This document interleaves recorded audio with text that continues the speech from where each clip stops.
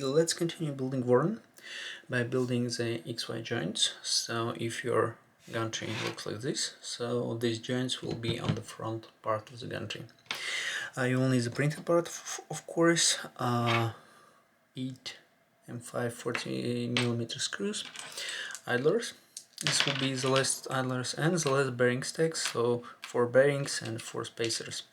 Also 3 5 hex nuts.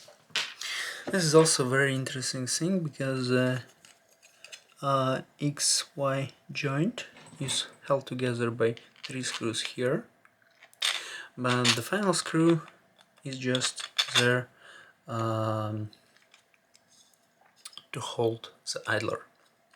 So if you put it before putting in the idler, it will just fall. So first of all, let's put these 2 M5 screws just to hold everything together. Then you will need to install a bearing stack here. So as always, M5 screw, then a spacer, then 1 bearing. This is a bit trickier to do and to show on video at the same time. Then the second bearing and the spacer. This screw will hold the pulley, not the pulley but the idler. And the finished assembly should look like this. Screws a bit deeper. This one is not held by any nut, so you can just screw it into the plastic but not over tighten it. And these 3 are secured by M5 nuts. So sink the nuts in and secure the screws. So this is the left XY joint, and here will be the extrusion, which has 2 linear rails which support the carriage and extruder. So again, make sure that everything is tight, but not. There are 2 more things you need to prepare before starting assembling the gantry. And this is to prepare the belt mount and the frame of the end stops. Yeah, end stop frame. For the belt mount, that's very simple. You just need to install 3 threaded inserts here, which I'm gonna do now.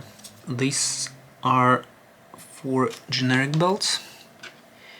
If you are using genuine Igus belts, then there will be only 2 holes and 2 inserts to install. Economy. And also you will need to take this printed part, which is a frame for end stops, these 2 small end stops, and secure the end stops to the frame using M2 self-taping screws, 10mm.